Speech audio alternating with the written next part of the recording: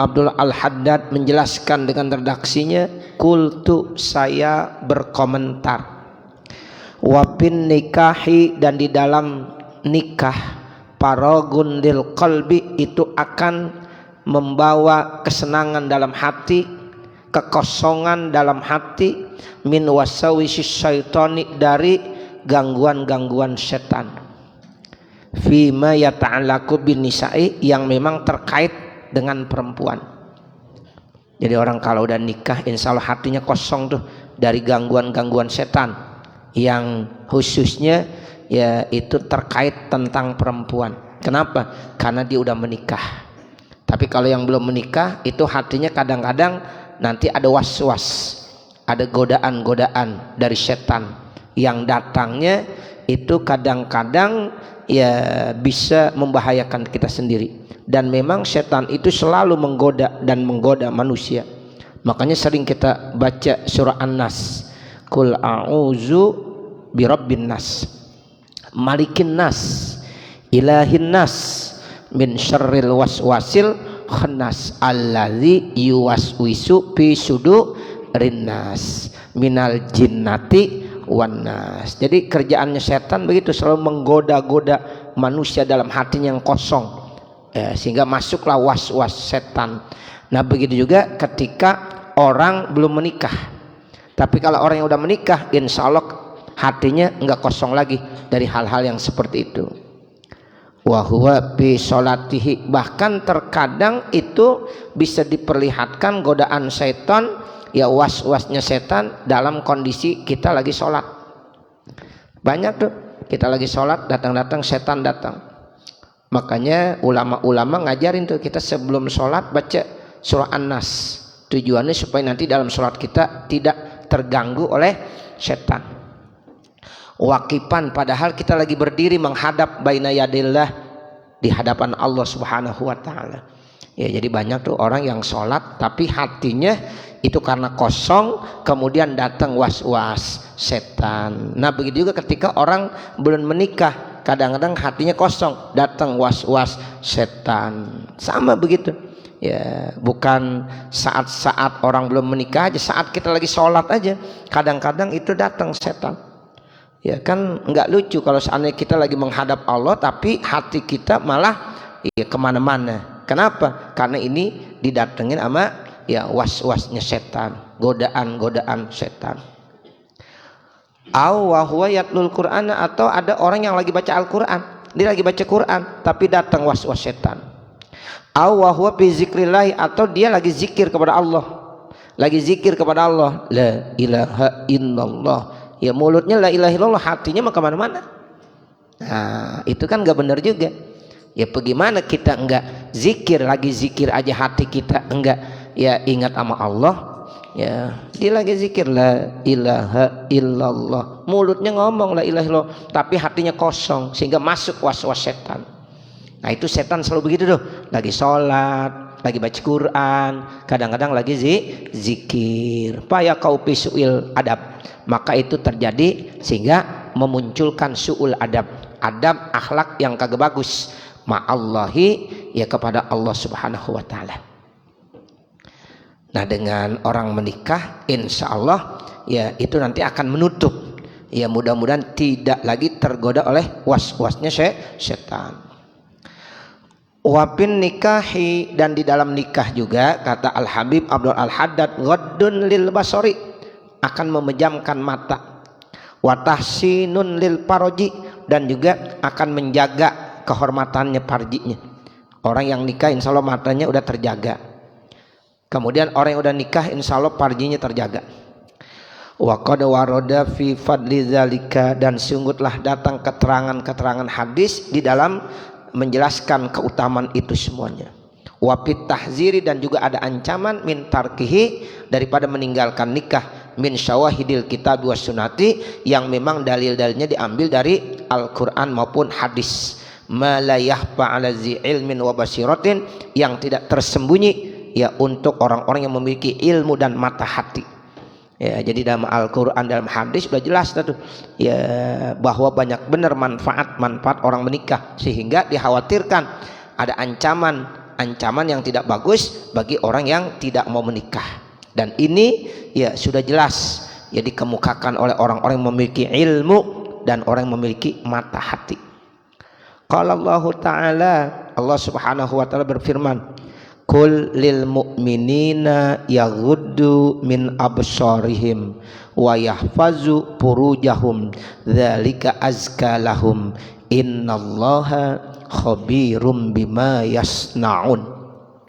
Allah Subhanahu wa taala berfirman, "Qul," katakanlah wahai Nabi Muhammad, lil mu'minina, kepada orang-orang beriman, yaghuddu min absarihim, hendaklah mereka memejamkan mata mereka, wa yahfazu furujahum, dan hendaklah mereka jaga kehormatan mereka, dzalika azka lahum, itu yang lebih bersih buat mereka. Innallaha, sesungguhnya Allah, khabirun bima yasnaun, maha mengetahui dengan sedetil-detilnya dengan apa yang mereka perbuat.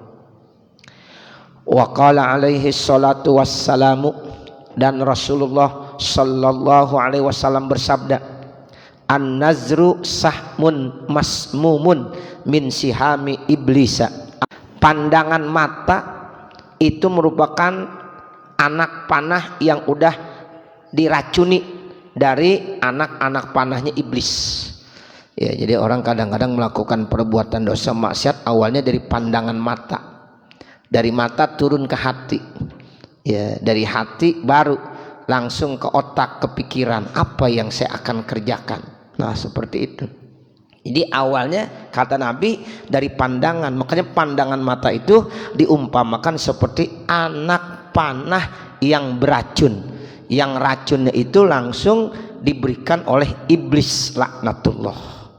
Ya, makanya kita ya kalau melihat perempuan ya itu kata Sayyidina Ali, melihat yang pertama itu laka, ya memang rezeki bagi engkau, tapi melihat keduanya alaika, nah itu bahaya buat engkau itu. Jadi kalau pertama ya itu rezeki dah kata Sayyidina Ali, tapi jangan dilihat lagi ya, kalau dilihat lagi nah ini yang bahaya. Nah seperti makanya kita nggak mungkin ya hidup ya seperti ini ya, keluar rumah tanpa melihat. Ya pasti kita akan melihat ini, melihat itu, dan banyak gara-gara mata orang bisa berbuat dosa dan maksiat. Makanya di dalam kitab Sulamut Taufik tuh ya diterangkan maksiat banyak. Ada maksiat dengan mata, ada maksiat yang disebabkan oleh telinga, ada maksiat yang disebabkan oleh tangan, oleh kaki. Wah banyak sekali. Ya itu saya juga lagi baca itu kitab Sulamut Taufik di satu majlis. Ya itu masya Allah ngeri kita kalau baca Sulamut Taufik, isinya ya ngeri juga. Ya jadi banyak maksiat. Nah dari maksiat itu yang paling tinggi, yang paling berat dosanya maksiat parji. Ya maksiat parji. Kalau maksiat mata, ya maksiat telinga, nah itu bahaya juga. Tapi yang paling berat ya itu maksiat atau zina, zina parji, zina mata, zina telinga, zina tangan, ada semuanya. Nah itu makanya kata Rasulullah dalam hadis ini, an-nazru sahmun masmumun, jadi pandangan ya mata itu merupakan anak panah yang udah diracuni min sihami iblis, dari anak-anak panahnya iblis. Al-hadisa, baca itu hadis secara sempurna. Wabin nikahi, dan di dalam nikah minas sobri itu ada ya semacam manfaat sabar, ala mu'asaratin nisa ibil ma'rufi, untuk selalu melakukan hubungan kepada istrinya dengan cara yang baik. Orang kalau udah nikah nanti akan menanamkan kesabaran ya ketika dia sedang melakukan apa, mu'asarah. Ya mu'asarah itu melakukan hubungan kepada istrinya. Ya wa ashiruhunna bil ma'ruf, pergaulilah ya wahai orang laki terhadap istrinya bil ma'ruf, dengan cara yang baik.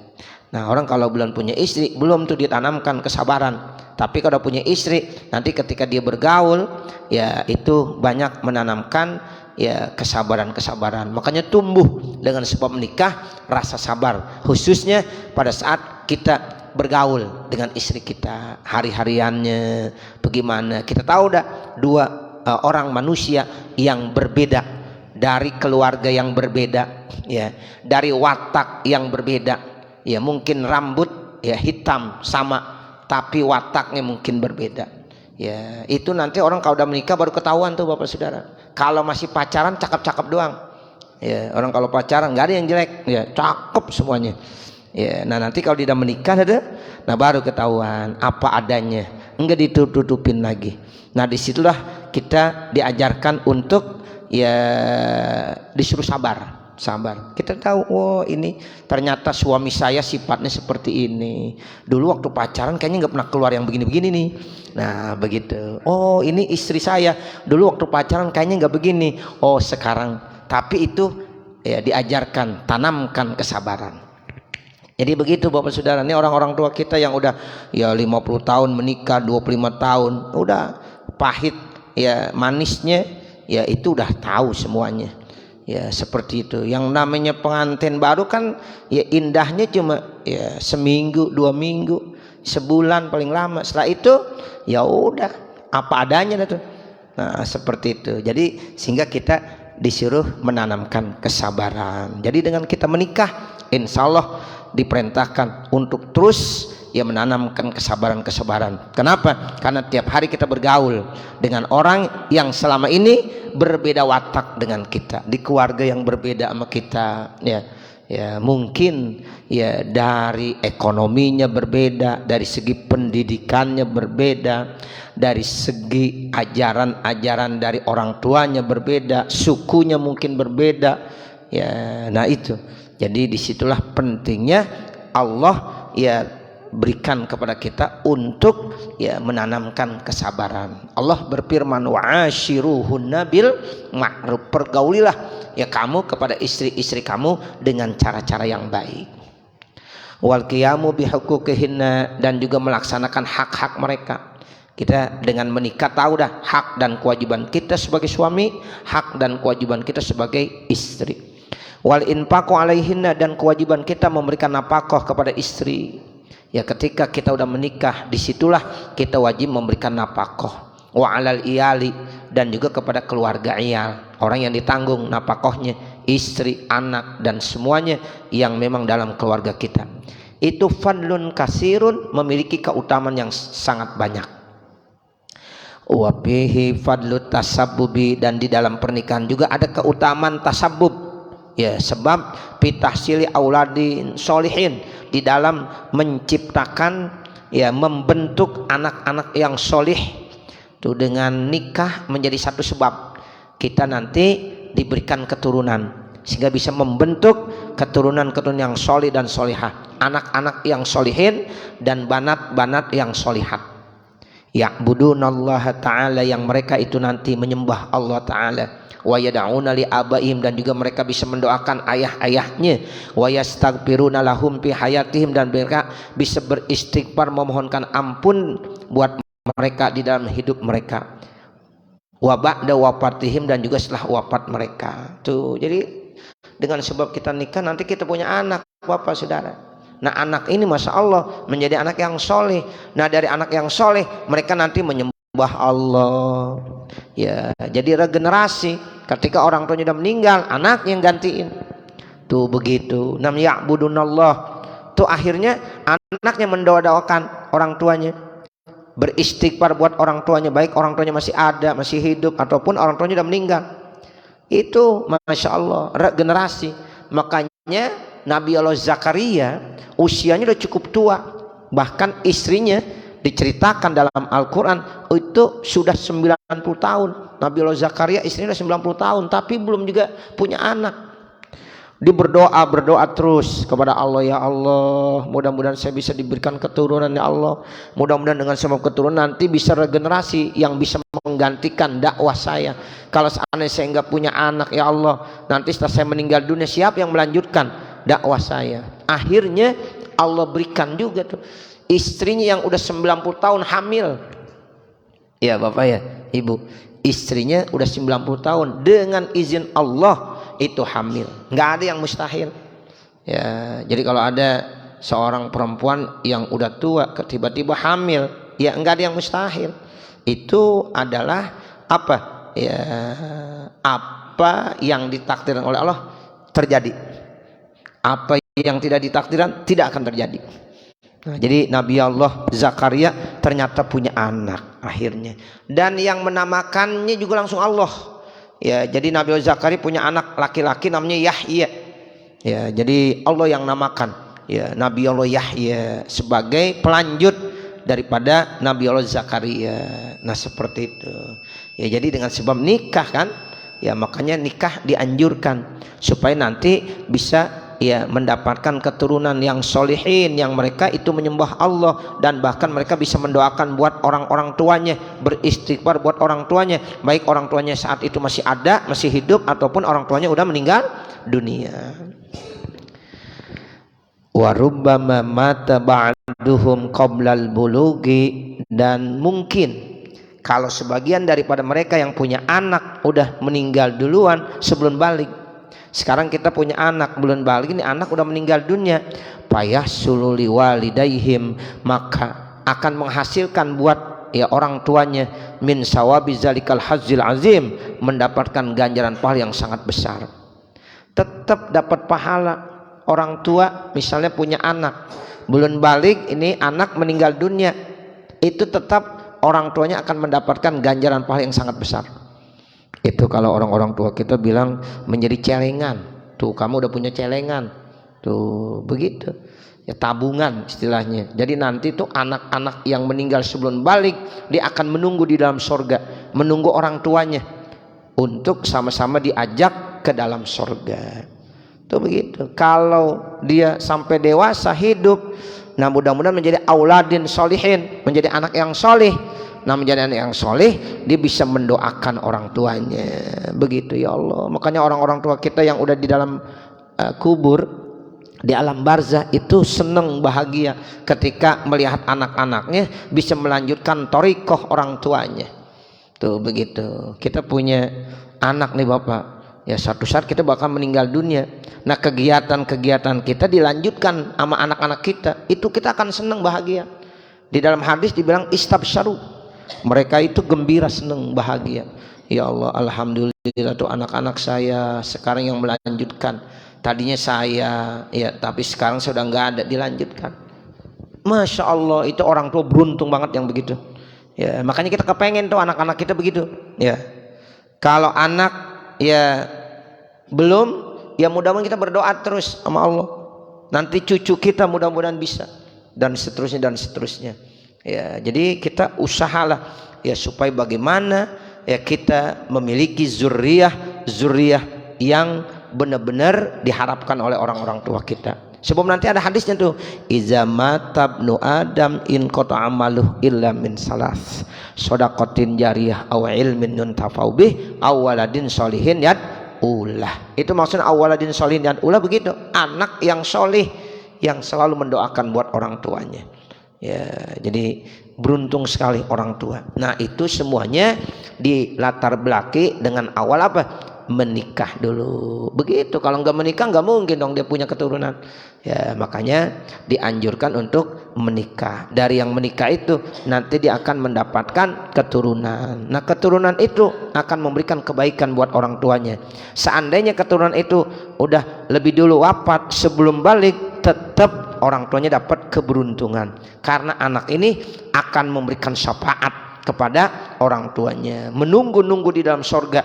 Ya orang tuanya nanti diajak masuk ke dalam sorga dengan sebab anaknya.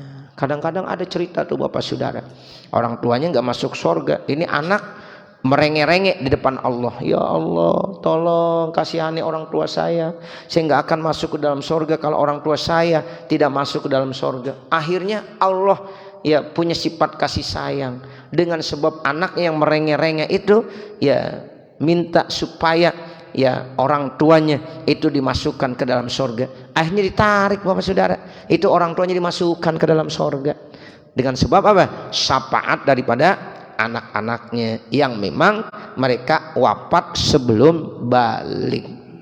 Itu begitu ya. Masya Allah, ini keutamaan yang sangat besar. Kemudian ya dijelaskan lagi ya wapi tarbiyatihim, dan di dalam mendidik mereka. Ketika kita mendidik anak-anak kita itu pahalanya gede. ya biaya yang kita keluarkan dari mulai dia sekolah di formalnya, tingkat yang awal dari TK, TPA, SD, SMP, SMA, bahkan sampai dia masuk di perguruan tinggi, itu semua biaya yang kita keluarkan Bapak Ibu Saudara enggak disia-siakan sama Allah, menjadi nilai pahala yang sangat besar ya buat orang tuanya. Itu begitu. Makanya kita jangan sayang ketika anak kita sedang belajar, jangan sayang, yuk berikan aja, yang penting dia masih mau belajar. Itu insya Allah biaya yang Bapak Ibu keluarkan nilainya masuk nilai ibadah. Ya Masya Allah, itu ganjaran pahalanya besar sekali. Walaupun sebagai orang tua merasakan, ya Allah pahit getirnya, bagaimana kalau anak-anak kita lagi barengan mau bayaran, ya ada keperluan sekolahnya barengan semuanya, terasa berat kita orang tua. Tapi ingat ya, bismillah, mohon kepada Allah sehingga kita bisa ya memberikan ya itu semuanya sampai anak-anak kita ya sukses sampai selesai. Dan ingat itu semuanya akan mendapatkan ganjaran pahala yang tidak disia-siakan oleh Allah Subhanahu wa ta'ala. Makanya Bapak Saudara, kita nih orang tua yang berhasil tuh kalau orang tua bisa menanamkan pendidikan kepada anaknya yang lebih tinggi lagi kebanding daripada orang tuanya. Seperti ya itu yang diceritakan dalam Al-Quran, yaitu Imron punya anak ya itu namanya Maryam. Imron menikah dengan Siti Hannah. Ya itu Imron itu termasuk hamba Allah yang sangat soleh. Hannah itu termasuk istri Imron yang soleh banget, yang solehah banget. Tapi akhirnya dia bisa menciptakan anaknya Maryam yang lebih solehah. Nah berarti ini Imron dengan Siti Hannah berhasil karena dia udah baik, tapi anaknya lebih baik lagi.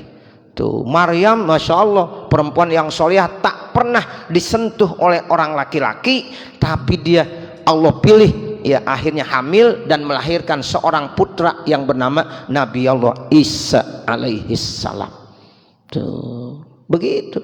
Terus Siti Maryam yang udah berhasil ya, itu ternyata yang udah begitu solehahnya Siti Maryam punya anak lebih hebat lagi, namanya Nabi Isa. Nabi Isa sama Siti Maryam mana lebih mulia? Ya jelas lebih mulia ya Nabi Isa.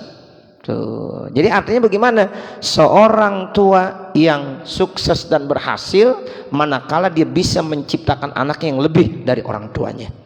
Gitu. Biarin dah saya lulus S1 orang ya tuanya, tapi anaknya harus S2. Tuh begitu. Kalau anaknya udah S2 nanti dipunya anak lagi, usahain biar S3. Begitu. Ya, dulu orang tua kita SD, ya SMP, kita bisa S1. Nah, kalau sekarang kita udah S1, anak-anak kita jangan S1 lagi. Minimal S2. Begitu. Masa kita udah S1 anak kita S1 lagi? Ya, mana? Enggak boleh. Dulu orang tua kita lulus SD aja kita jadi tukang insinyur ya. Nah, begitu ya. Kan bahagia banget ya Allah, gua SD aja kagak lulus tapi bangga saya punya anak tukang insinyur. Nah begitu ya. Jadi begitu Bapak Saudara, kita harus tanamkan supaya anak kita harus lebih dari kita. Kalau kita ya nggak bisa baca Quran, anak kita harus bisa baca Quran ya. Begitu. Mudah-mudahan kalau anak kita bisa baca Quran, bahkan bukan sekedar bisa baca Quran ya, tahfiz, bisa menghafal Al-Quran. Nah ini harus kita tanamkan dalam diri kita dari sekarang. Yang muda-muda yang masih punya anak masih kecil-kecil, tanamkan begitu, saya harus ciptakan anak-anak saya yang lebih dari saya. Nah seperti itu, Masya Allah. Sebab ya yang namanya pendidikan anak semakin kesana dia mengalami ya semakin ya keras Bapak Saudara, berbeda dengan kondisi kita saat ini. Ya, semakin berat, tantangan semakin berat, sehingga ilmu yang harus dimiliki harus lebih luas, wawasannya harus lebih banyak kebanding daripada kita. Nah, seperti itu. Jadi itu contoh ya dari Imran, ya Siti Hannah melahirkan Siti Maryam, dari Siti Maryam melahirkan Nabi Allah Isa alaihissalam. Nah, itu anak-anaknya terus ya lebih baik dan lebih baik. Nah, itu kita juga harus begitu. Makanya seorang ibu ketika punya anak berhasil, itu ibu yang berhasil. Ya, sebab ya biasanya pendidikan di rumah yang lebih dominan itu diberikan kepada ibu. Nah, seperti itu. Makanya kalau anaknya berhasil, itu ada keberhasilan ibunya. Ya, begitu hebat seorang ibu, sudah bisa mendidik anak-anaknya menjadi anak yang soleh dan solehah. Jadi yang penting soleh solehah, begitu ya. Jadi awaladin solihin yad'ulah. Nah, itu penting ya, anak yang soleh yang dapat mendoakan orang tuanya.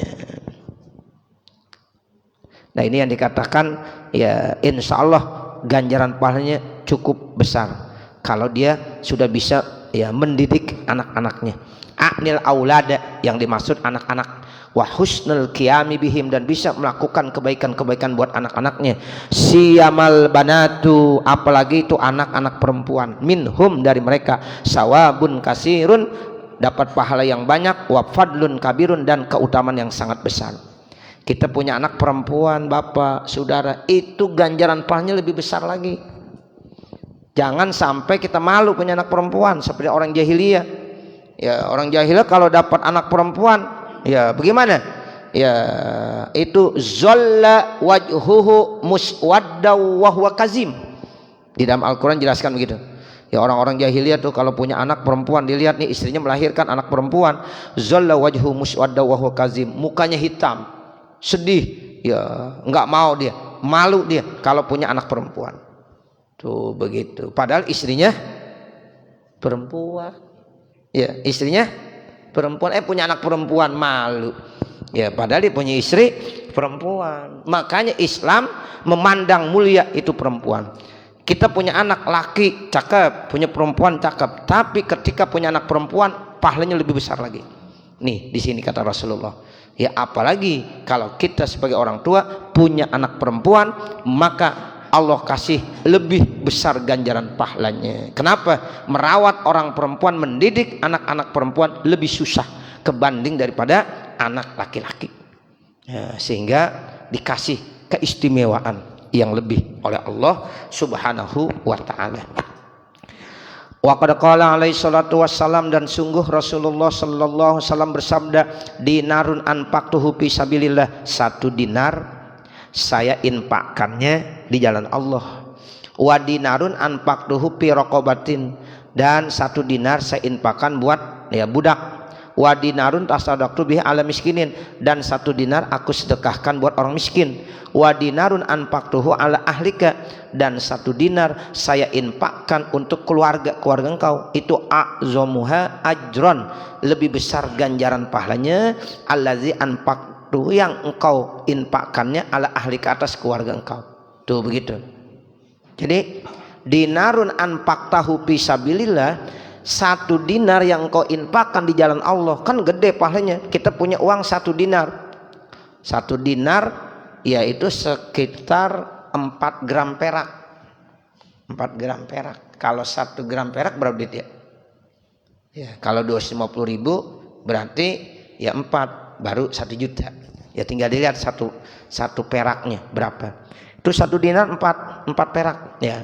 Ya, jadi ya ukurannya 4 gram perak. Ya, perak harganya berapa? Nah, itu 1 dinar 4 gram perak. Ya, kalau emas mungkin 1 juta lebih mahal. Kalau perak lebih murah, mungkin 250.000. Kalau 250.000 berarti 1 juta. 1 juta yang kita infakkan buat fisabilillah, pahalanya gede. Seperti itu. Kemudian wa dinarun anfaqtahu fi raqabatin, 1 dinar lagi engkau infakkan buat ini budak, itu besar juga pahalanya. Wa dinarun tasaddaqta bi ala miskinin, 1 dinar engkau sedekahkan buat orang miskin, besar juga pahalanya.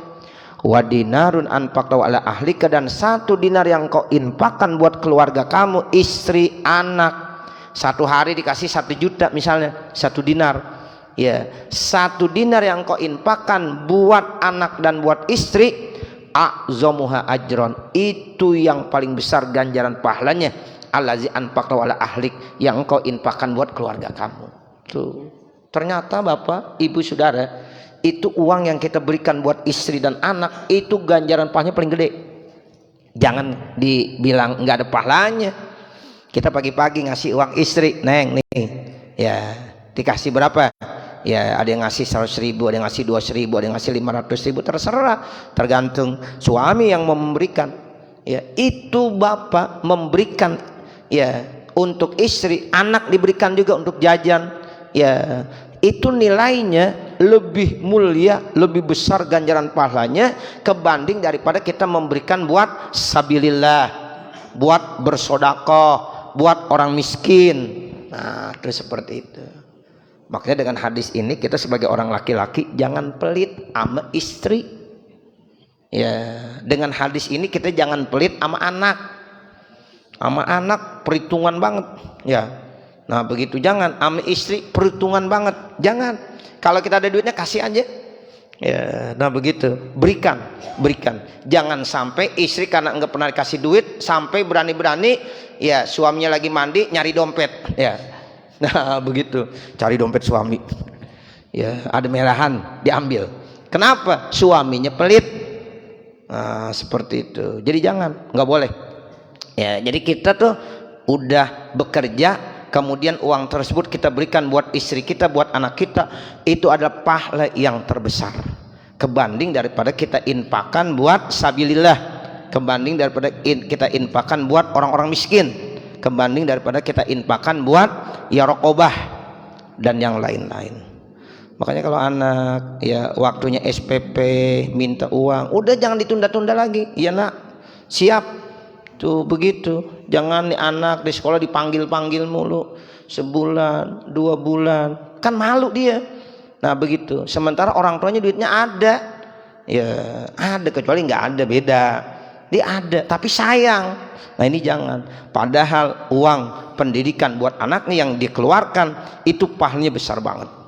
Nah begitu. Makanya kita usahain nih, ya usahain supaya anak-anak kita kalau misalnya dia wajib bayaran SPP sebelum tanggal 10, usahain kita udah kasih uangnya. Nah nih belum diminta tuh sama anak kita. Nah ini kamu belajar yang benar ya, gitu. Nih uang ya SPP buat kamu. Tuh, belum tanggal 10. Kan kadang-kadang orang tua macam-macam Bapak Saudara. Ada yang memang sama SPP-nya pura-pura aja. Ya, ntar akhirnya tinggal ngambil lapor aja dah. Bingung dia.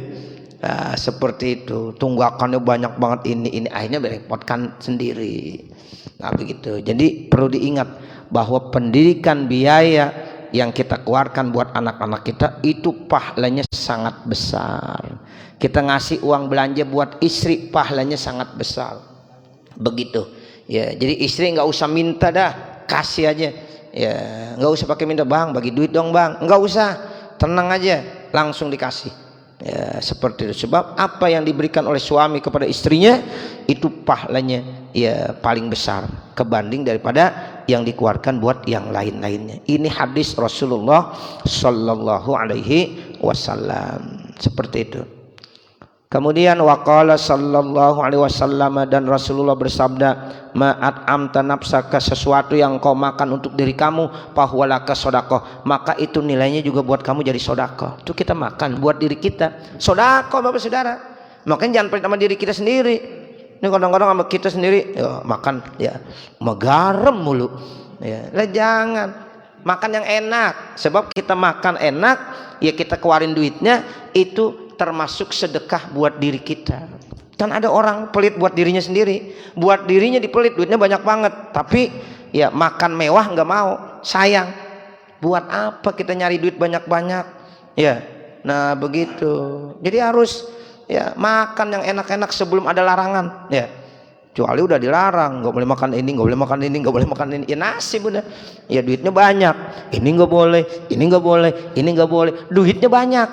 Itu namanya duitnya banyak, miliknya banyak, rezekinya sedikit gitu. Sebab yang dimakan itu rezeki.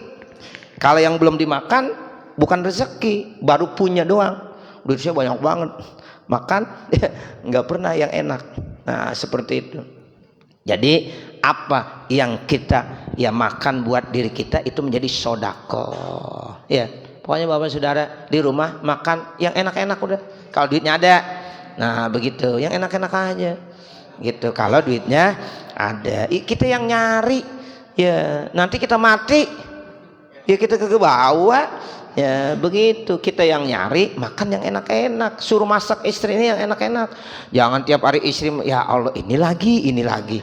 Ya, istrinya nggak disalahin, kenapa ya bang? Gue dikasih duit segini, bagaimana? Nah seperti itu. Jadi suruh makan yang enak-enak. Insya Allah kata Nabi, apa yang kamu makan itu nilainya sedekah. Nah seperti itu. Terus apalagi wama at'amta waladaka, apa yang kau berikan makan buat anak-anak kamu, fahuwalaka shadaqatun, itu juga nilainya sedekah. Kita ngasih anak-anak kita buat makan anak-anak kita, itu nilainya sedekah. Wama at'amta zaujataka fahuwalaka shadaqah, dan apa yang kau berikan makan buat istri kamu itu juga nilainya sedekah. Wama at'amta khadimaka, dan apa yang kamu berikan makan buat pembantu kamu, kita punya pembantu kita kasih makan, fahuwalaka shadaqah, itu juga nilainya sedekah. Jadi nggak ada yang disia-siakan sama Allah. Itu nilainya semuanya bentuknya sedekah. Nah kalau sedekah dapat pahala nggak? Dapat, begitu besar ganjaran pahala dari Allah Subhanahu wa taala. Wa qala alaihi salatu wassalam, dan Rasulullah sallallahu alaihi wasallam bersabda, idza mata ibnu adam in qata amaluh, apabila manusia meninggal dunia, apabila anak Adam meninggal dunia, in qata amaluh, maka terputus amalnya, illa min salasin, kecuali ada 3. Mana yang 3 ini? Shadaqatin jariyatin. Pertama sedekah jariyah. Ini kita harus punya nih Bapak Saudara. Nanti suatu saat kita bakal mati masalahnya. Nah kalau kita mati amal kita putus, sudah mau ngaji udah nggak bisa ngaji, mau sholat nggak bisa sholat, mau ngapain dah nggak bisa lagi udah, karena kita udah meninggal dunia. Nah ada 3 amalan yang harus kita miliki, saham ini untuk akhirat, sedekah jariyah. So, makanya kita biar punya sedekah jariyah, masjid lagi butuh dana kita sumbang, ya seberapapun sesuai dengan kemampuan kita, itu namanya sedekah jariyah.